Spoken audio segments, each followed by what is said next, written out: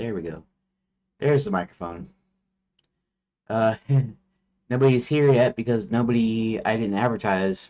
Um, and yesterday I was a little bit early. But actually, what's interesting here, though, is it's never usually. Hey, let's see something here. Let's reload live.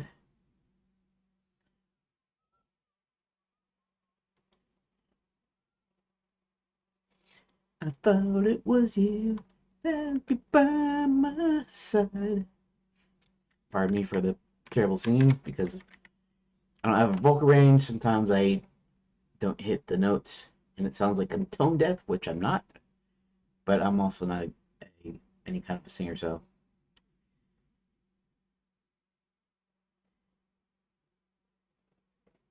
Now you're giving me nothing but shattered dreams, like I could run away from this empty heart. I thought it was you that'd be by my. That's all the words I know, or that I remember. Like half the songs, even the '80s songs that I like, and even that I can sing along with sometimes, um, are I never remember the words from memory. I just remember some. Oh, hey, Viridian. Oh, didn't see you there. Because I was busy in other windows. Yeah, Merry Christmas, dude. It's been a long time since I've seen you around. Um, so how have you been doing? Um, I also have this weird thing to me, the chat window. I have the OBS 32 has a chat plugin for Restream, which is what I'm using to stream to both YouTube and Rumble. So it has the chat window, but I always put OBS off to the side, and so that's why I'm always looking off to the side. And so when you say something in the chat, and then I try to respond to video, but then I look back at the chat, I'm thinking I should say something in chat, and I don't know. It's always weird and awkward to me, even though I've been doing this for a little while now. So, anyways, how have you been? What have you been working on?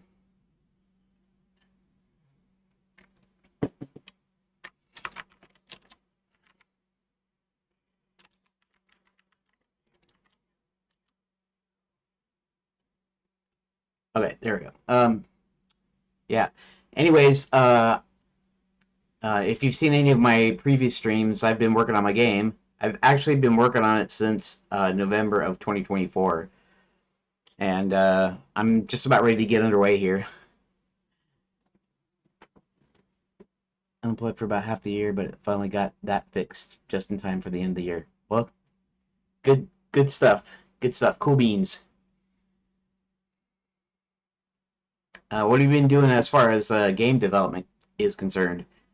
I'm going to switch to desktop here so you can see my desktop. Well, I should actually move that. That's IRC. Um, I still use IRC too. Contracted with Sony to work on their classic emulation games. That sounds pretty cool. I assume for what, PlayStation 1 and 2 or something? Didn't they just release the PlayStation Mini or whatever? I think. And let me look here. Discord. Oh, you can't see any. Oh no, I did switch to desktop though, didn't I? Okay. Here, let's move this over. All right. I usually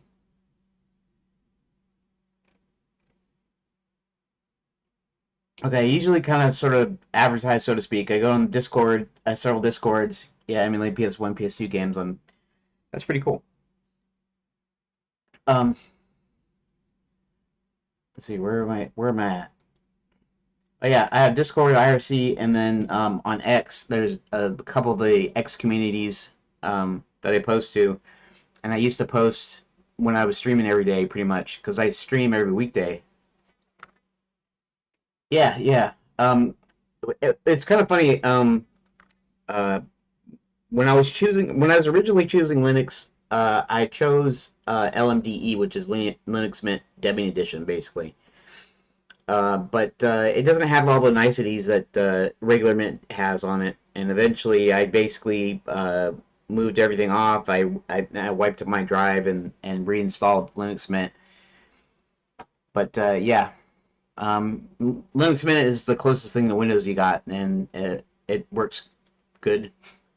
It works fine. In fact, all the programs that I use in Windows, I'm using here. Because all the open source stuff, I haven't even paid for software in like, you know, 30 years or something.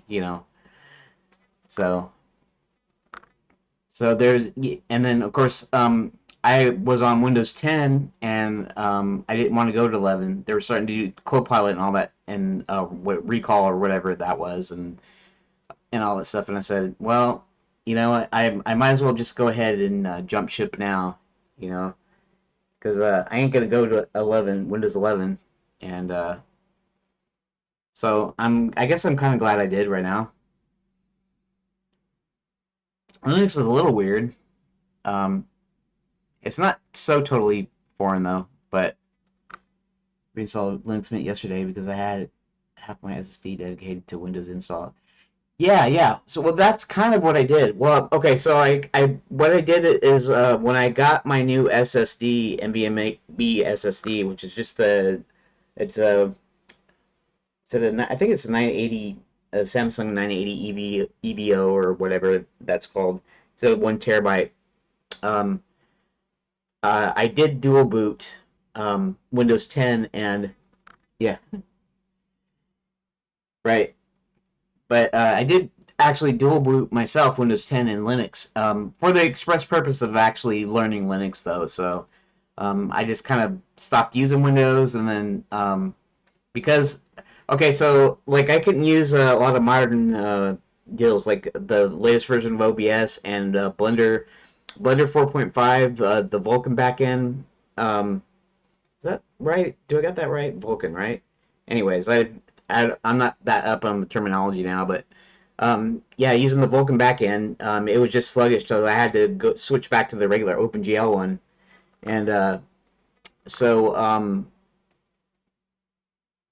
I couldn't upgrade to a lot of the latest stuff because um, Debian doesn't have like the latest drivers, and actually they upgraded Mint first to like I think it's version 22 or something. So what is that? Go fetch. Um, yeah, 22.2, and and so with that, they also afterwards upgraded LMDE because Debian had switched from like Bookworm to what Trixie or whatever version 13, and so it actually had some more modern drivers that I can upgrade stuff with. But there's something weird with the way I did stuff. I screwed something up, and then it wasn't working at all anymore. And so I was just like, oh, screw it. I'll just make sure I get everything off of there, and then I'll just wipe the drive and reinstall Linux Mint proper. And so now it's working great, and I'm able to use the latest NVIDIA drivers. I got a 3080 Ti. It's actually a used one, kind of like a refurbed. In fact, it's a little glitchy sometimes, but it works pretty good. Um, and I got it for kind of pretty good price because it was used basically. But yeah. Anyways, okay, so let me get to uh, my game here. What do I need to do? What do I need to do? Oh, okay. So here, let me pull some stuff up first. Let's run. I'm using Redot, which is a fork of Godot 4.3. In fact, Redot has a new version, a new stable 4.4, which I haven't upgraded to yet. So it's just because I've been working on this, and when I get to a certain point, I'll switch to the newer version. But this was a fork of Godot 4.3 when they're having all that big like woke crap, the community manager kicking everybody off and all that kind of stuff. And from what I understand though, the devs wanted to fix some long-standing issues, I guess, with Godot, and they forked it, but they used that time period, that time when it was getting all political and junk, uh, to um, to release 4.3 here. And so this is what I'm using. It's practically identical to Godot 4.3 right now, and with the exception of the theme, which is like uh, red and black instead of blue and whatever. Okay, so I don't know if I told you the whole story. I might have told you at some point, and anybody that's been in here for a little bit of a time probably knows the story already. Okay, so the idea for this game is an adventure game. Uh, it's I call it Enchanted Lands. It's about a magic kingdom that had turned to tourism, so they wouldn't have to tax their citizens, and it was going really well until an evil sorcerer came in, and he was trying to conquer. He's trying to conquer the different realms, and eventually they caught him and they banished him, and now lately the kingdom has come on to hard times, and so they're closing down all the schools, the hotels, the restaurants, and all that stuff. Pretty much most of the resort.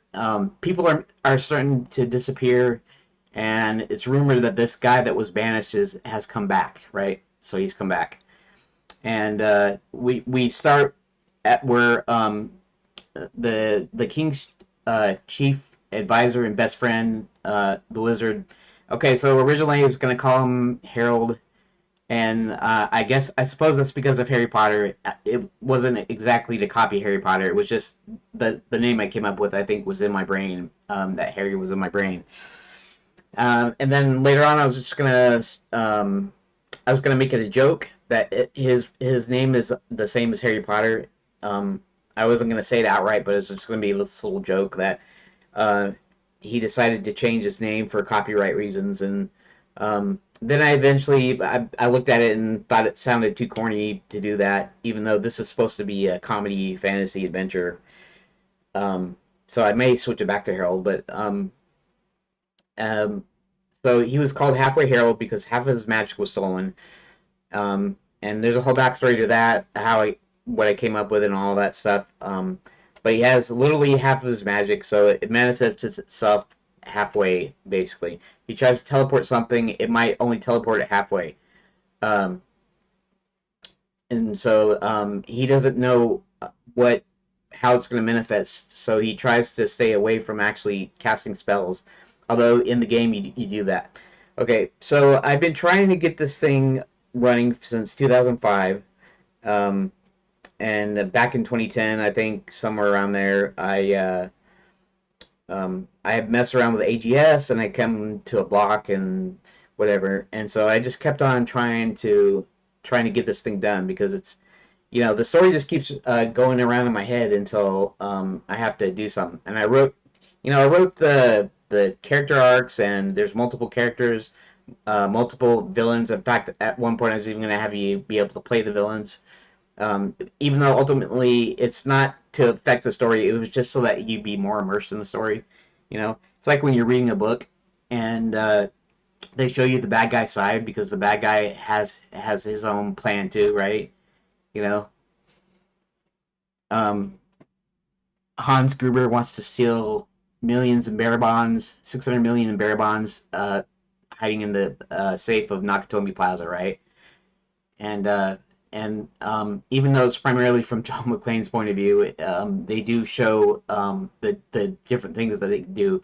They come in, they replace everybody, they kill the communications, they do a whole bunch of stuff, and then they kill Takagi. And I'm just going on because I just recently watched Die Hard, for the Christmas movie that it is, and Die Hard 2.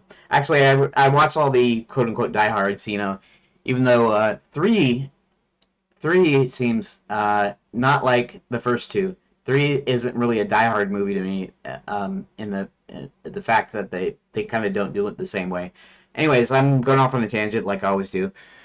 Okay, so I've been trying to get yeah. So that's still up in the air, by the way. I might let you still play the villains, but ultimately the villains don't win, right? It's an adventure game. It has a plot that you follow, and then of course when you building the puzzles and stuff, that's where the non-linearity part comes in.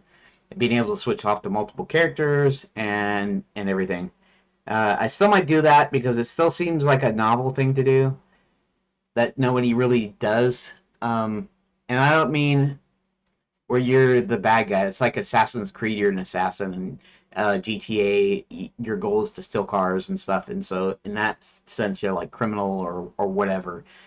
And I don't mean it in that ways. I just mean being able to view the villain side of the story as you're playing the game to tell the story to immerse you into it a little bit more. Anyways, I've been trying and trying, and so this time I decided to develop it differently. And here, let me pull up the thing here. Uh, let's see. Hold on a second. New window, and I have to pull that back over here because I have a browser window open with a bunch of tabs and off screen. And let me pull up this one. Okay, so what I decided is I decided the phased approach. I said, what was the oh, let me hold on. Okay, there we go. I was like, what's the most basic kind of adventure game that I could do to start off with? Because it's been hard. It's hard for me to wrap my head around because I have so many moving parts. The story has a ton of different things going on. Each character kind of has their own sort of their own goals and stuff. Even though the good guys kind of get together and to help figure things out and stuff. And so I said, the most basic form of adventure is a choose your own adventure. Um, so I decided I was going to do this phase system where I would start with this basic choose your own adventure. It would be short. It'd be in a shortened form, and I would constantly add stuff essentially to the engine, if you call it an engine, the framework, whatever you want to call it. Um, and I would evolve it into a fully point and click, graphic adventure like the kind you play in the '90s, right? Monkey Island and um, whatever, Day of the Tentacle and King's Quest and Space Quest and those kind of games. And so I came up with this phase system, right? So this is a basic choose your own style game, and it's not even really a choose your own adventure at this point. I mean, it's not really a real game. It's just I call it an interactive narrative basically. So you get presented with choices, and you can pick the choices, and sometimes you actually go through all the choices, and it doesn't affect anything. But it makes you feel like you have agency when you're reading it and stuff. Um, so I start with the basic choose your own style game, and then in phase two, I'm gonna extract the navigation part component from it, so that navigation controls are separate because eventually in the end game it's just gonna be completely separate. Um, so um, so I'd have separate controls for the navigation, and then the third one is the room independence thing because right now I have a room class, but it's more akin to like a page, right? Here, let's go to script here, and I guess I don't mind explaining stuff. I like explaining my stuff here, although most people find it boring, and I'm not making any progress when I'm explaining it. But that's just the way I roll, I guess. Here, this is a room class in GD script, right? GD script is what Godot uses and what Redot uses, and it's based on Python. So so I have a thing like I have ID title chapter is actually a new addition, but uh because I'm setting them up as chapters right now. When I basically did kind of a reboot because it was taking too long and doing it the other way. But just to get into it, there's a thing called a door, which is basically a destination and a destination ID, and there's a choice number, and then there's a title, and that's just mostly for me in the editor. But and they're all in these JSON files here. Here, let's open this up. Open a new tab. Rooms. Okay.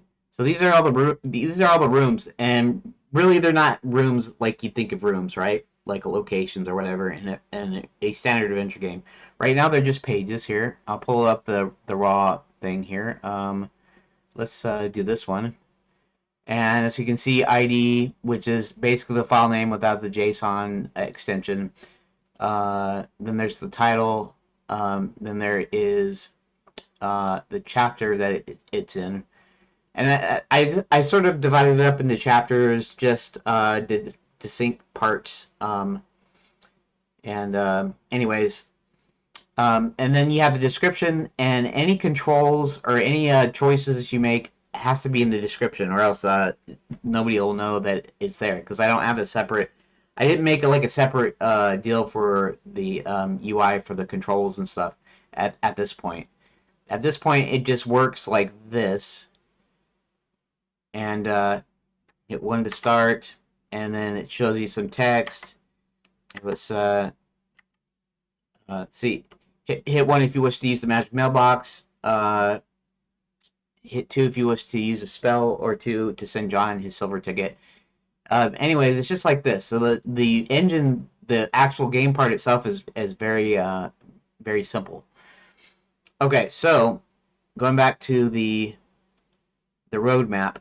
So I decided I'd do this kind of phased approach here, and like room independence. Room independence just means it's going to have multiple descriptions and multiple choice sets depending on if it's the same exact location, like if it's the same room or if it's the same wherever actual same deal. Because right now I don't have a save state system. In other words, it's not a full. These aren't rooms. These are just. It's just a room class, which is basically like a page here. Multiple player characters, and I add some audio visual stuff, which is like some background music and like public domain background music, and some thumbnails that I came up with to use as kind of a little bit of a visual to show the description.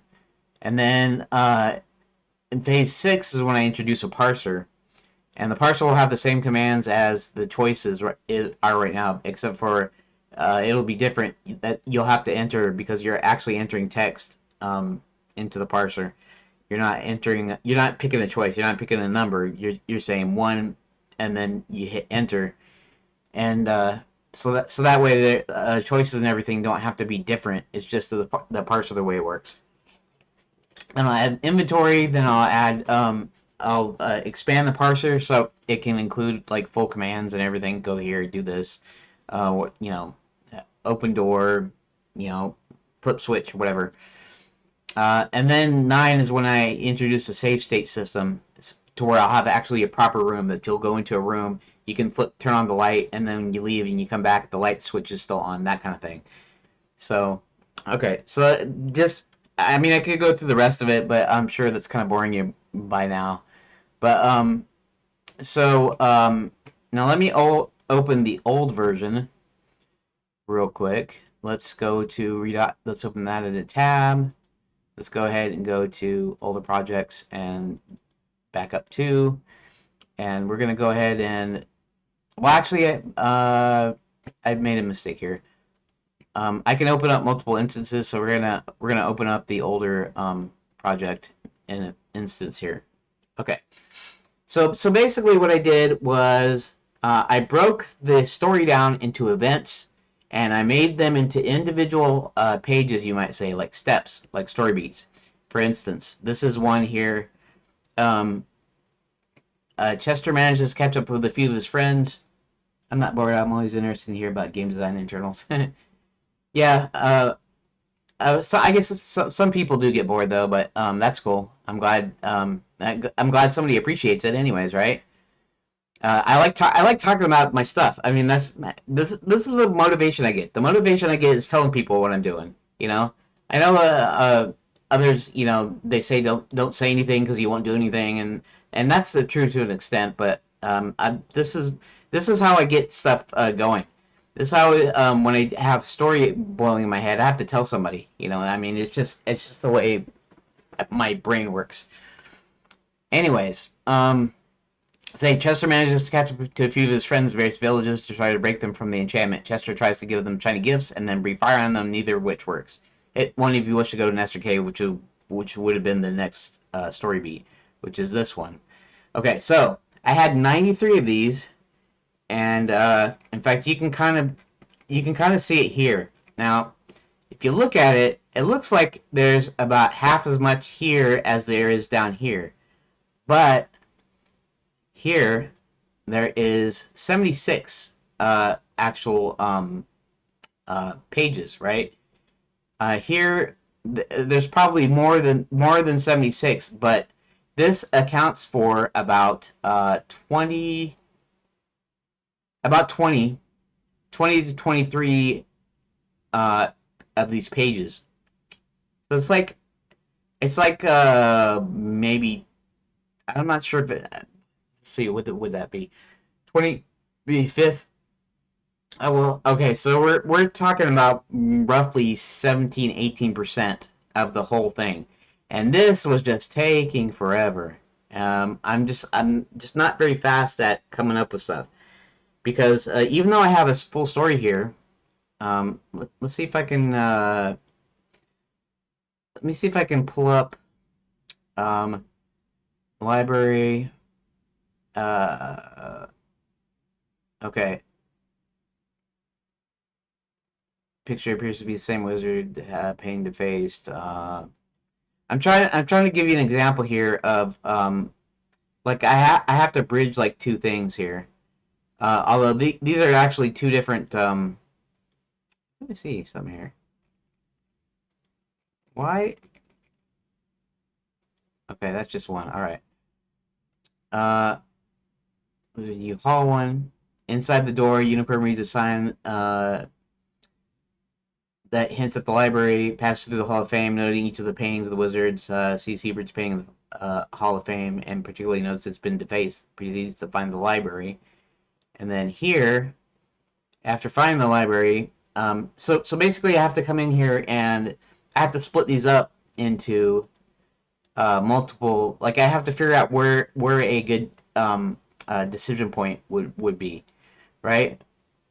He finds the library, and he's in the library and he's looking for a few books. And so anywhere in here, I could instead of um, instead of just saying it explores it, maybe I'll have three choices. I'll have three different books, right? In fact, this is actually the part I'm kind of working on. Anyways, this was taking forever. This took me from November. Let's see, all this like roughly 20% here took me from November till like November of this year almost. It was almost a year. I would say almost 9 months though. I'm a little fuzzy because for the first couple of months I was typing my notes in and I was getting things ready and I was setting up the roadmap and I was doing kind of this prep work. And then so you roughly say 9 months, you know, 9, 10, 11 months maybe of doing this. And so I was just taking so forever. And originally I had intended phase one to be really short. It was going to be like 10 scenes uh, that had decision points in between them, and wasn't going to take but a few months. But this thing's taken me almost a year, so I'm kind of going, well, you know what? Maybe I should just reboot, restart, because I need to get this thing done, right? So what I did is I went back to the original 93 pages. I grouped them together in by basically by character set or like by scene or whatever, location or whatever, and then I reduced it to about 20 scenes total. Here, let me go back to the current version, which is this one. If you notice here, there's way less here. There is 30 here, and really that's 15. That's not 30 because I put in a like a chapter page. Whoop. Where is it at? Princess gets a room. Is that is the chapter? Okay, so it's just a whoop. What did I do? Okay, here we go. What keeps happening? Wait a minute. What's going on here? Get in there. Something's going wrong. What is wrong here?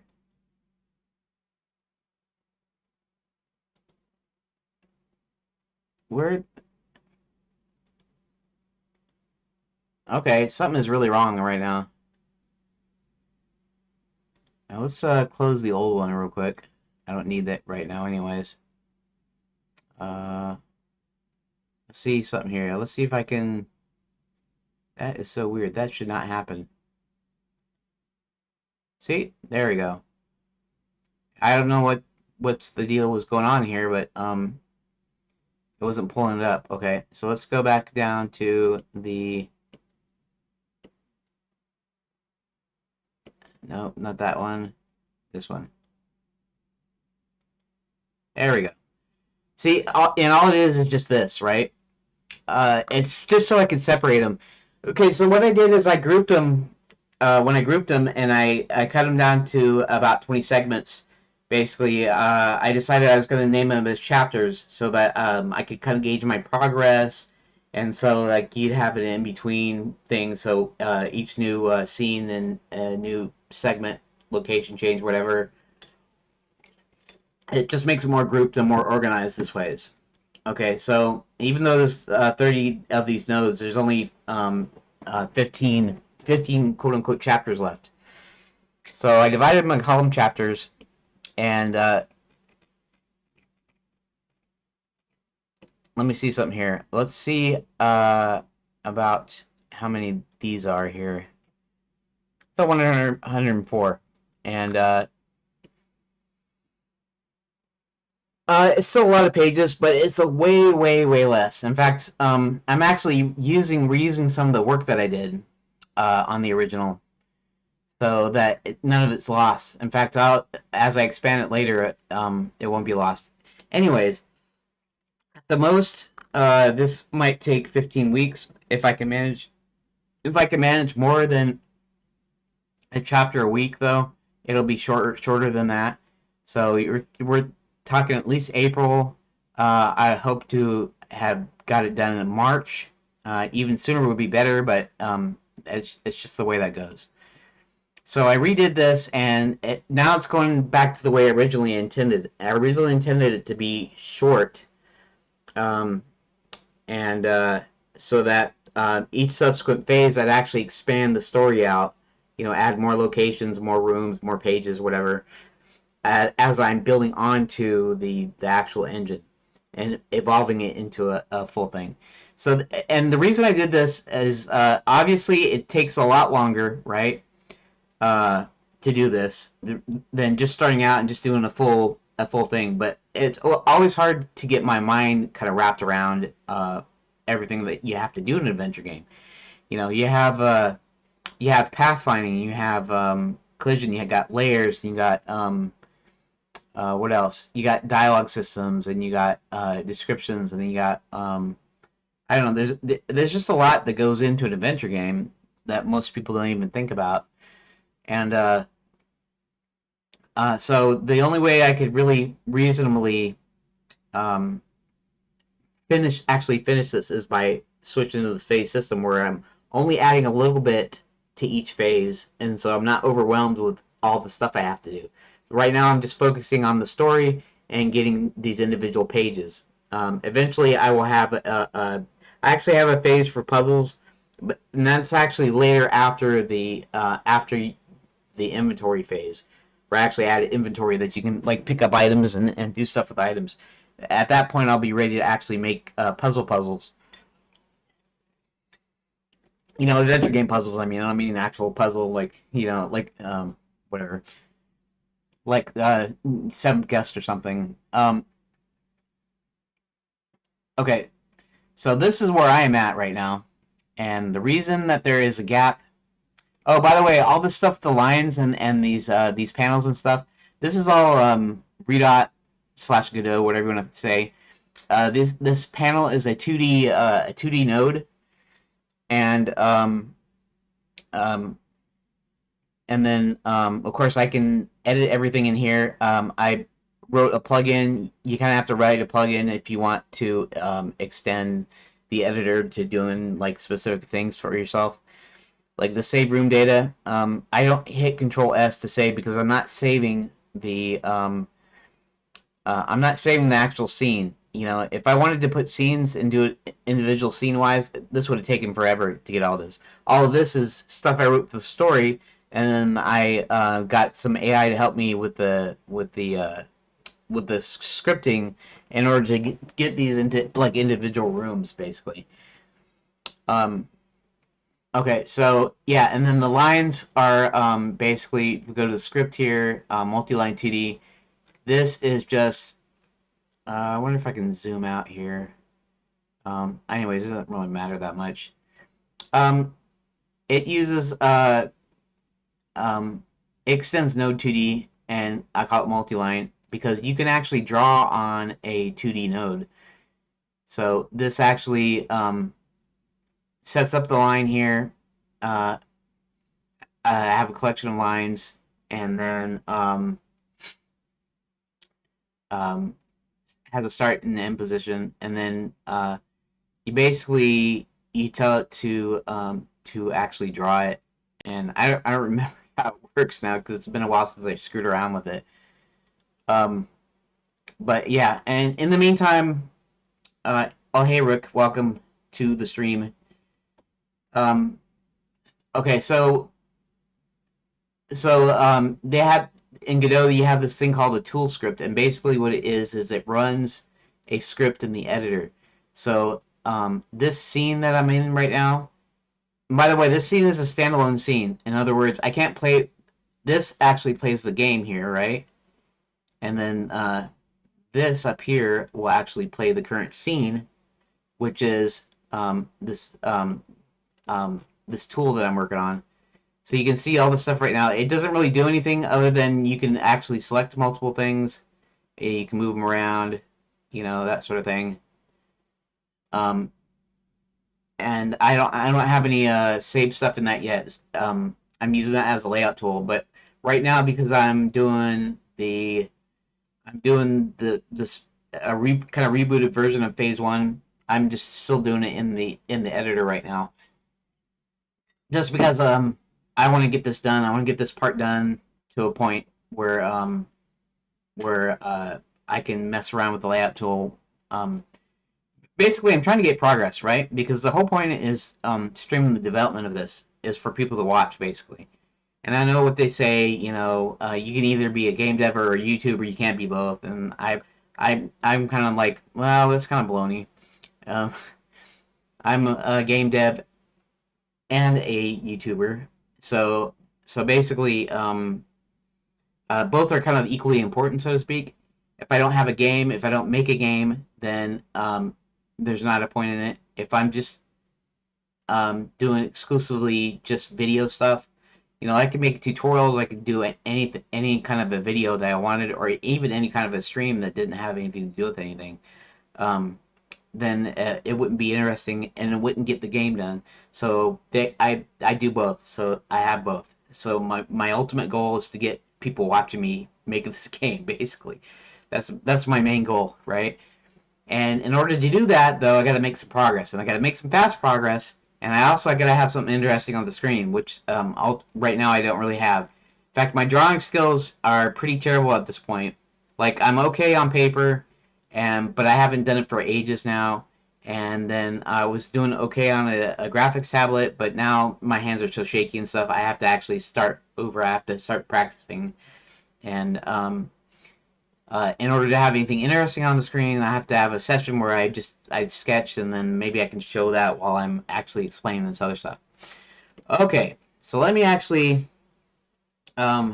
I'm supposed to break at 1 o'clock, and then for an hour, and then I come back after. And um, I used to do this thing in a 3 to 4 hour like stream, but I would still break, but I would have like this scene in OBS for being on break or whatever.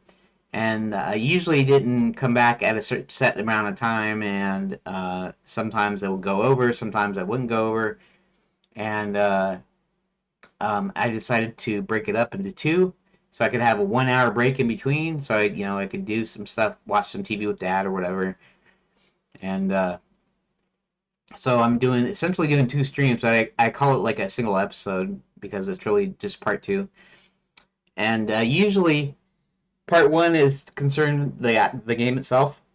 Part two concerns coding, so that would be working on my layout tool. But I haven't been working on the layout tool lately because I got to get this finished. Okay, so now that I've kind of explained everything, and I haven't explained everything in detail, but I'm trying to compress everything down so that I'm not taking too long to do it, so I can actually get to the game part here. Okay, so here's the deal, right? Now there was some older like I said, the old version had some rooms and stuff already done. In fact, the here we'll start with this. Maybe I should play it though. Here, let's play it. Let's see. I need to copy the ID here. Copy, and then let's play it. And then I got my little bit of a sort of kind of console. It's just a command line, single command line. It's got a single command. And there's a big old spider on my wall. I don't want to chase it around though, because I have to go back into the deal. Hopefully he doesn't. Hold on. What is it doing? It's probably trying to build its web. Uh,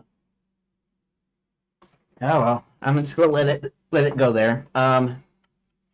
Okay, so let's the only command it has is switch room. In fact, I plan on adding more commands and having back scroll and doing things to help out. But right now, I'm just trying to get through this. Switch room. Okay, so now we're at the Tragedy of Sir William, Chapter 4. Hit 1 to continue. The Pool of Disappointment. Okay, two knights are standing in front of a statue of another knight with a reflecting pool behind them. A unicorn walks up, stands behind a tree until the knights finish their discussion. The knights are discussing the disappearance of Sir William, with one of them remarking that they don't even think the wizards at Wizard University would be able to help. As they walk away, the unicorn looks at both the statue and the pool. So we're just going to hit 1. I'm just going to shoot. That should be 2 there, but that's okay. I'll fix that later. The statue is of a handsome, extremely regal-looking knight kneeling in front of a pool, as if gazing into it with his helmet under one arm and his other arm over his knee, holding onto his gauntlets. In front is a plaque that reads, Sir William, head of the Enchanted Guard, General of the Armies of Enchanted Lands, gazes in contemplation on the pool of reflection. The unicorn then heads to the pool. Okay, so now we're going to head to the pool. The unicorn walks up to the pool and, beholding his reflection, notices it shimmer a bit, and the face of a handsome, regal-looking knight starts staring back for a brief moment before returning to his own reflection. He recognizes it as the same as the statue's face. The unicorn then decides to head out. And then, meanwhile, John's finding a way into Princess Prep. This is actually a remnant of the old one, so I have to actually remove that, but that's not really important right now. Okay, so now we're working on the unicorn goes to school. Now, okay, so all that stuff with the pool and stuff is here. Let's do this again. I should actually have a thing that remembers the last command too. That would make things helpful, but this is okay. So let's go. We'll hit 1 again. This time we'll hit 2 to go to the pool. Walks up to the pool, beholding his own reflection. Okay. 1 to continue to the statue.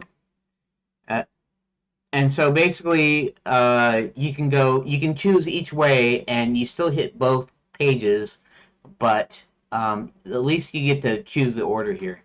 Like I said, this is not a full choose your own adventure game because of the way I'm doing it to develop it into the other types of game. So there's no dead ends. There's only one ending. Uh, that sort of thing. You're just basically you're able to choose, make the different choices, and sometimes the choices like bypass something, and sometimes I have it where you hit all the choices, so you get to read everything. You just get to do it in whatever order you want to do it in. Anyways, okay, so okay, and then okay, and then we go to this. Okay, so let me show you those actual pages here. Unicorn goes to school. No, no, the unicorn goes. That's not it.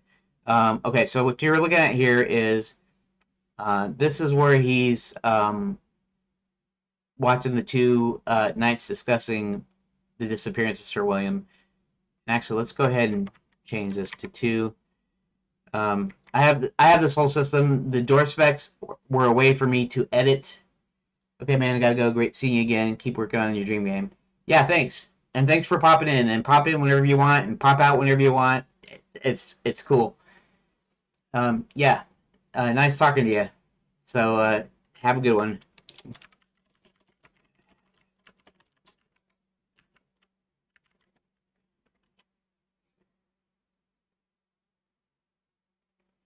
Okay. Now, I guess Rook, if you're still here, I mean, you probably know all this stuff already.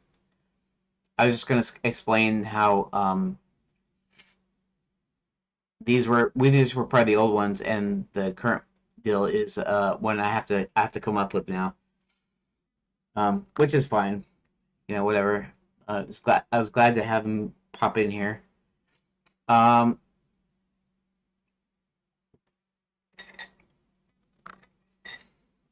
let's see here. Where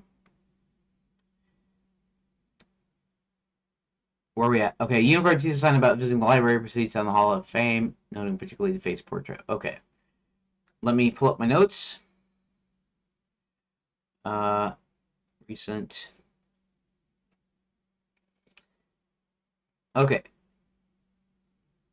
so this is where I have to actually use my noggin a little bit. I can't rely on already pre-used stuff.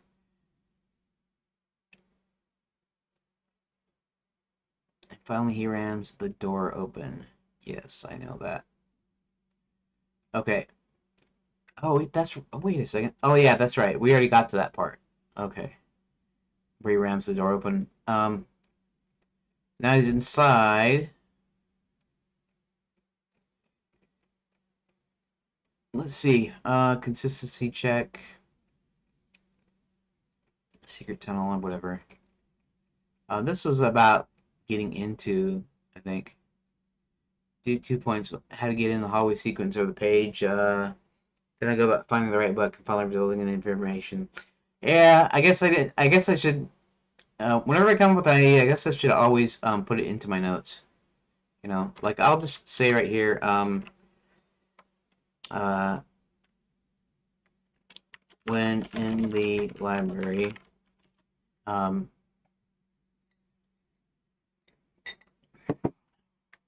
the unicorn finds 3 books. One is the actual book about curses with Hubert's face on the back. One is about I figured this out yesterday, but I can't remember. I can't remember specifically, unless maybe I should go into the chat. Let me check and see where that spider's at. Well, the spider's down there somewhere, but I don't know where he's at. So that's what I get. Anyways, I need to clean this stupid room. Okay, so anyways, oh yeah, I was gonna set up. Oh yeah, yeah. I was gonna do like a little setup, a little foreshadowing, or whatever you want to say. I like to do this a lot more, but one is about um, flying horses. Is this gonna be flying horses, or is it gonna be flying unicorns? The flying unicorn was because of a mistake. Flying horses. We're gonna do the flying horses one. I think. I don't know. You know, flying unicorns, fact or fiction. Flying horses, fact or fiction, right? Like Pegasus or whatever. Um, it's gonna be hint as to what's gonna go on with Sir William at one point. Flying horses. Here. One is entitled Flying Horses, Fact or Fiction. And it'll be all about how,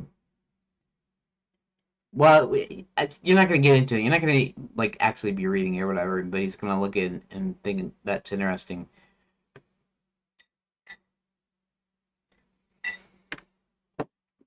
Maybe it says something like, the only time horses ever flew is when some wizard cast a spell on it and caused it to grow wings or something.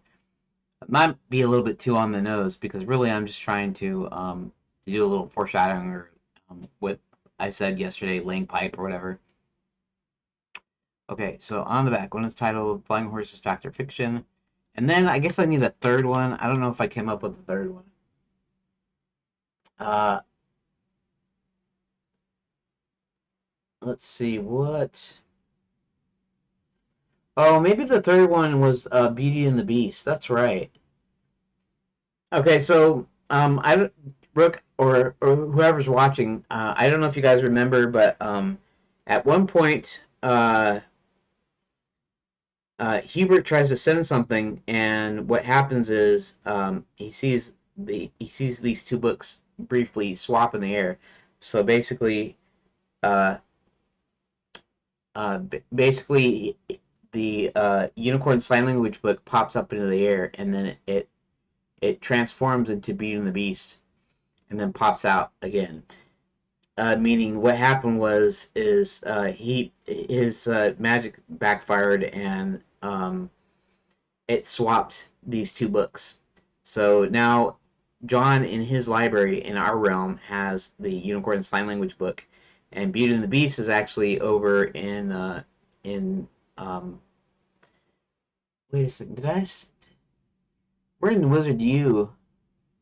Oh, that's interesting. Okay, I can't do the Beauty and the Beast one here in Wizard U because it's not supposed to be in Wizard U. It's actually supposed to be uh in Fairy God College. So I can't do it to that one, which is kind of too bad because I was hoping. So let me think. I wonder if there's anything else that I could think of. Um, let's see. I wonder if there's anything else I could think of that I could kind of foreshadow or hint at or whatever, or do a little in joke or something. I mean, what do we got left here, anyways? Let's go to chapter 5. The princess gets a room. Chapter 6 is Red Hot Riding Hood. Chapter 7 is Zanzibar the Great. Uh, Chapter 8 is The Princess's Great Escape. Chapter 9 is Zanzibar's Last Show. Chapter 10 is Lost in Lapswood. Lost in Lapswood. But,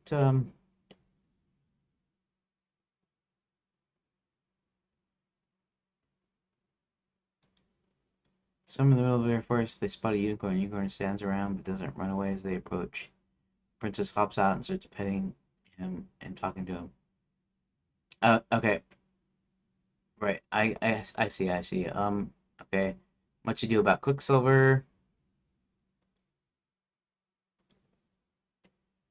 Roland approaches the entrance. An old dwarf Roland subs out tells him his dad is trapped in the Gnome Kingdom. Roland goes in dwarf mines and then finds the secret entrance in the Gnome Kingdom. Gnome Kingdom. Roland notices all kinds of people, creatures working the mines. It's about a giant chained. Okay. But this is about the Quicksilver. Let's think for a moment.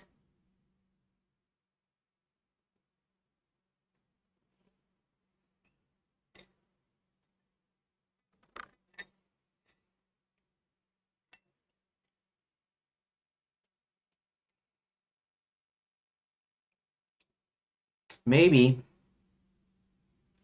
Now, I originally in the old version I had plans to show the Omnigate plans um, at one point, and I basically I didn't use that here because I'm keeping this down. But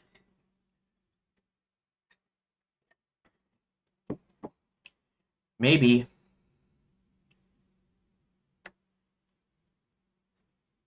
that's an interesting thought.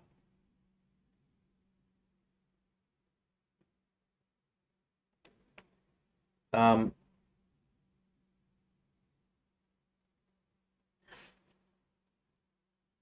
let's see. Could I have a book in there that that actually writes everything down that's going to happen, like it's already finished in the storybook?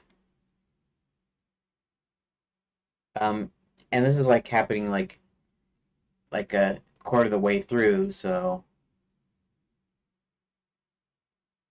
let me think.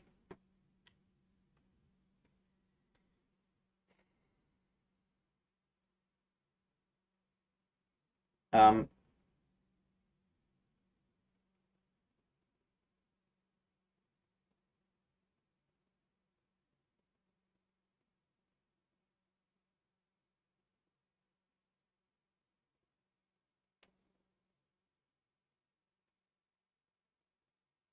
let's see. Let's see. Let's see.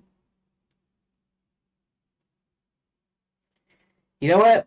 I have these profiles for the bad guys that are called Enchanted Villain Monthly. The idea was that the villains have a magazine, and the chief editor actually interviews all these great villains in Enchanted Lands, and so they maybe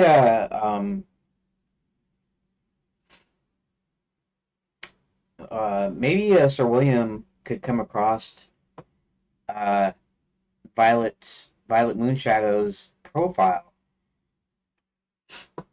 Uh, and let's see.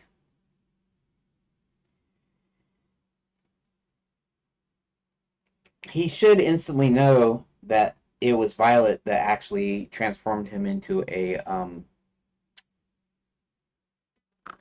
that transformed him into a unicorn. So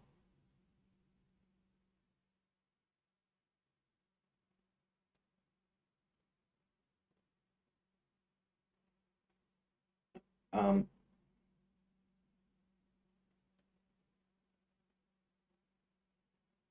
that's another interesting thing that I could put in a choice.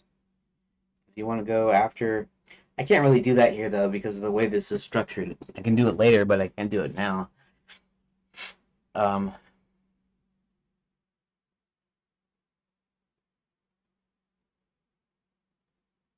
yeah, you know what? I think I'll do that. I'll do that. Let's put that in my note right here. Um, finally, is a magazine is an older issue of Enchanted Villain Monthly with a profile on Violet Moonshadow. And so this will be a little bit of extra information. Let me think. I just thought of it and then I lost it again. You know, I got ADHD or whatever, ADD or whatever, and I get distracted real easy. Let's see. Three books. One's an actual book about curses with Hubert's face on the back. One is entitled Flying Forces Fact or Fiction, following an older issue of Enchanted Villa Monthly with a profile on Violet Moonshadow. Uh, so he's going to learn a little bit. He's going to learn, let me think.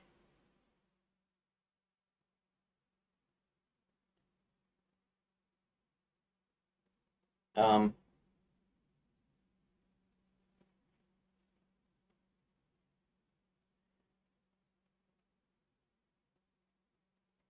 bugging me. My hand's bugging me. Uh,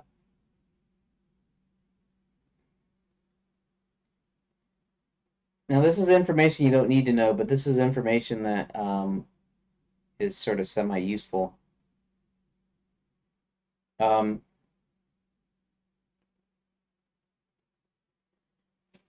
Let me think. Let me think. Let me think.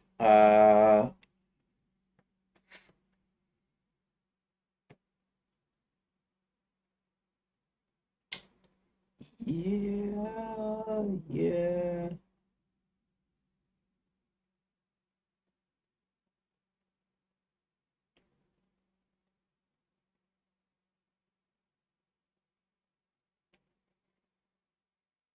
Okay. So he's going to figure out that he's okay. So the information, the kind of information that's in there, I don't know if it'll be the exact one that's actually in the profile that I put up there. In fact, where is Enchanted Villain Monthly? There, Enchanted Villain.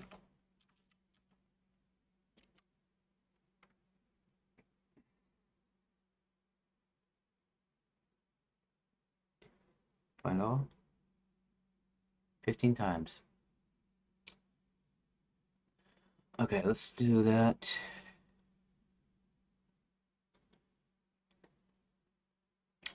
She's actually the editor-in-chief, Violet is. Okay.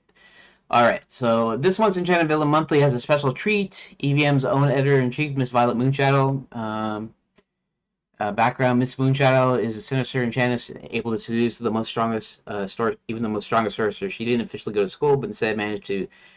Yeah, that's gonna be a little bit different because I had a thing where she'd actually went to she was actually at Princess Prep before being thrown out originally. So that's I'll be have to temper that a little bit. Where she attempted to corrupt everyone there, at least until Max got banished. With Max gone, she couldn't very well use her magic, so she went underground and started this paper, which just she describes as by villains and for villains. Okay. Uh, Hello, Miss Moonshadow. So that as always, flattery will get you everywhere with me. Great to be here in an unofficial capacity. EVM. EVM has learned that you recently became involved with the evil genius Maximilian spell. Tell us a bit about your relationship. I know it sounds a little bit corny. Some of this is going to be corny, but in the nature of being comedy and goofy and whatever, hopefully it's not too cringy. When I read it, it sounds cringy to me, but that's okay. I mean that's just that thing that's with me or whatever. If you never heard it, you might think it's cringy, or maybe you think it's really cringy. I don't know. Okay, so tell us a bit. As many of our readers know, I love, and this is love, not live. I love tricking wizards and giving me their magic. I've gotten extremely powerful this way. I thought I could do it to Max, but he saw right through me. He doesn't enjoy every minute of it, though. Is that when you joined him? Not at first. When he was banished, my opinion of him changed somewhat. Didn't have too much respect for him for a while. But when he came back, he had it all planned out, every last detail. So I had renewed respect for him. When he said he needed me, that's when I decided to stay. I've been with him ever since. EVM, how do you fit into his plans? I take care of a lot of things. I'm very detail oriented. Max handles all the big world domination type plans, and I facilitated those plans. I was the one that took half Fever's magic and turned Sir William into a unicorn and arranged for the abduction of the princess. Okay, so this is the important key. This is what I just decided that I'm the reason that he's gonna spot that magazine issue on the shelf in the library, in the Wizardry library, because he's going to have that little bit of information now. By this time, probably I don't know if everybody knows the details. I don't know if I put enough details in there for people to know it, but this is gonna kind of spell it out, at least for Sir William. Sir William's gonna read it and he's gonna go, "Oh, so she missed him over too," kind of thing. And because I'm doing it in a way where he reads all three things, it's not like you're gonna miss this information. He's gonna see all the information, and so that's kind of in the story wise is what's going to cause him to want to seek Hubert out. Other than just the fact that he needs a powerful wizard to help him, but because she is the one that did this to him, and if anybody could defeat her or get to her or whatever, it would be him. So he has to turn to Hubert. Okay. Okay. So sounds like a full plate. Very busy, but very very fun.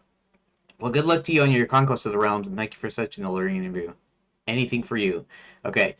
This is really short. It's really dumb. But I just wanted to kind of do a little. It's not really a backstory per se, but it is a little bit of uh, um, what do they call those profiles?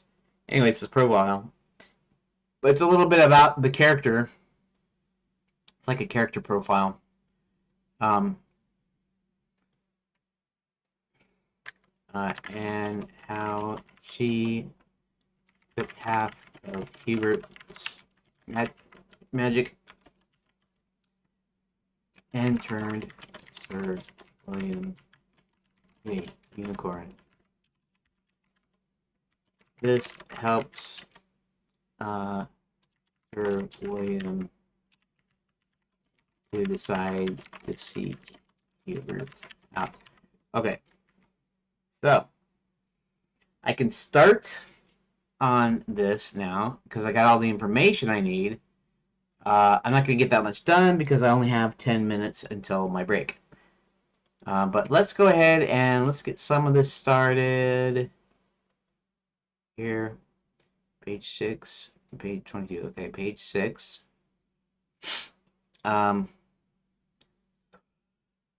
Okay. So what I'm going to do here is I'm going to go ahead and copy. Let's see. Should I copy it? Copy. Yeah, I'm going to go ahead and do like a copy here and easier. So chapter 4. This one.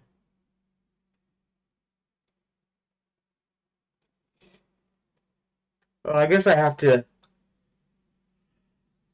I guess I kind of have to come up with the Yeah.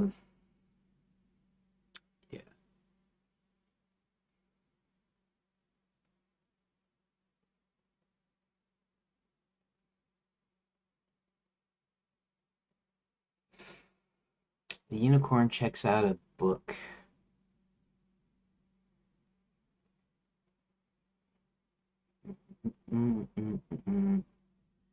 See something here.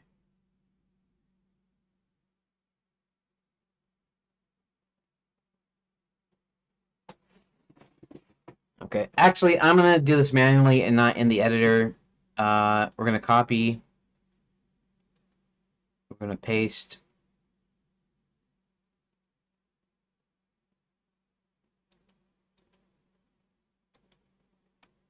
Okay, we're gonna rename it to E7.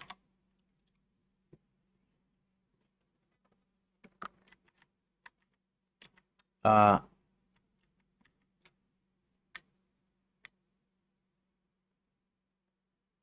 curses.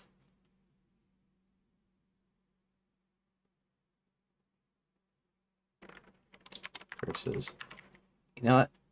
That's gonna be fine.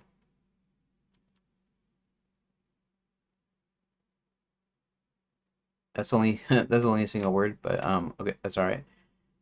Copy.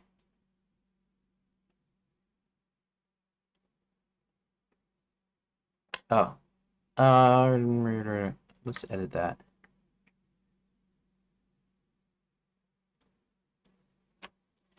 Seven curses.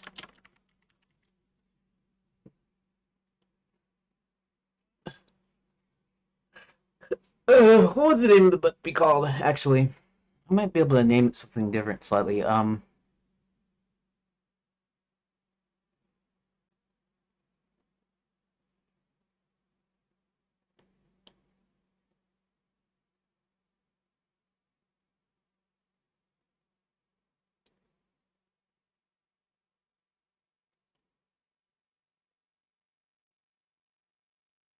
Uh,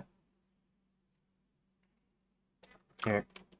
Well, the name of the book might be like How to Spot an Evil Sorcerer by the spells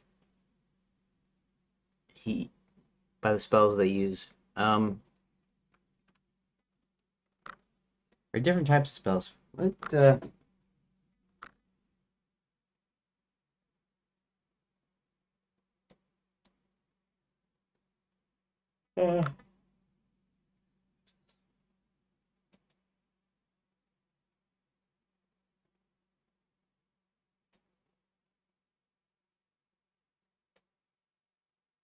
Evil curses on their casters. What would I call that? What did I say? He finds a book on.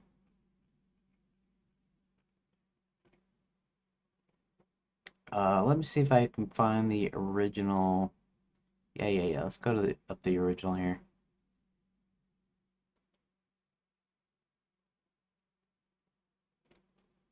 Let's do that.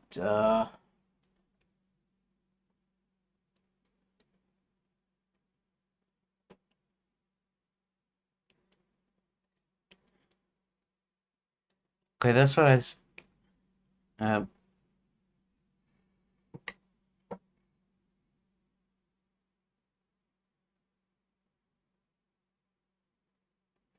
maybe he doesn't find a section on curses, but what it is um,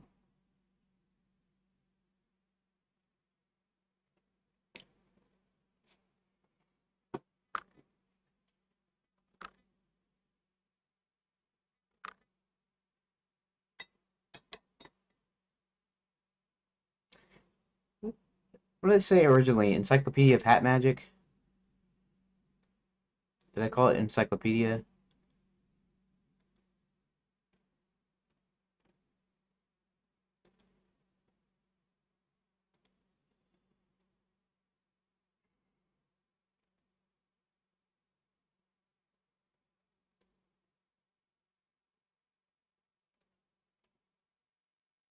Uh, what? Okay, all right. Let's go to favorites. Let's open this up. Let's open older projects.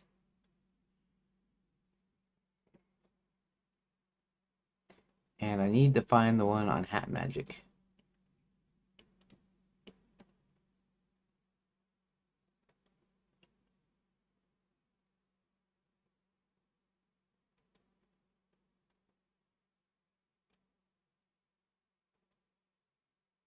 Crystal Ball. Okay, then here. Unicorn Sign Language for beginners. Okay. Um, Caves of Dragon Mount. Sky. Train Cabin. Lapswood. Lapswood. Cerulean.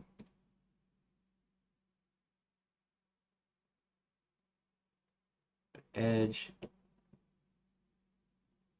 The John's Further Questions. High school entrance. I'm trying to find. Shoot, it's almost too late now. All right, let's just not worry about that.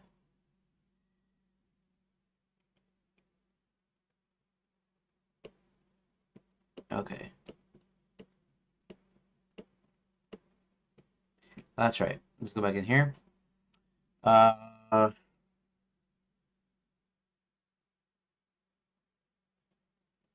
let's see.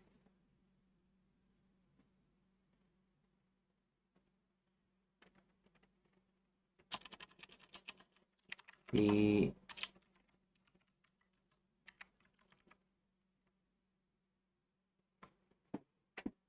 practicing. The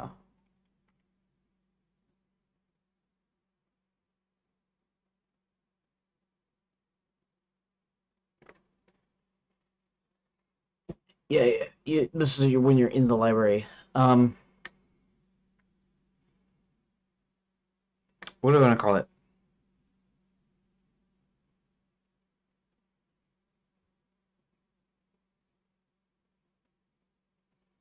Curses in the Warlock that love, and the Warlocks who love them.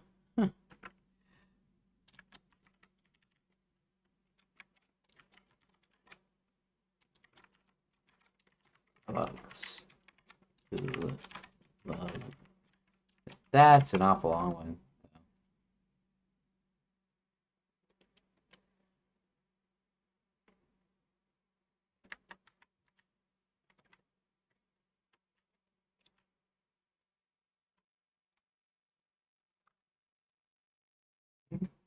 All right, I'll.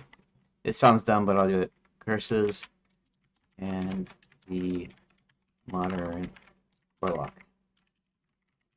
That. Okay, that sounds good.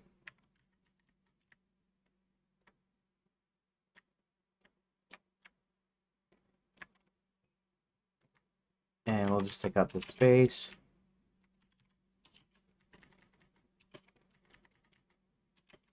That. And it doesn't matter about the door.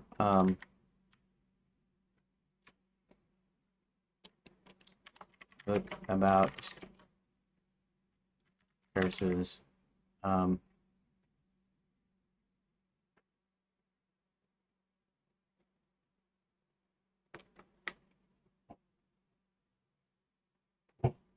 including how to change someone into another creature. Okay. Okay, we saved that. Now we're gonna go ahead and we're gonna go ahead and make a copy. We're gonna rename this Control C. Rename this Control V. Okay. We're gonna do a copy that. Copy. Paste. And paste. And you know what?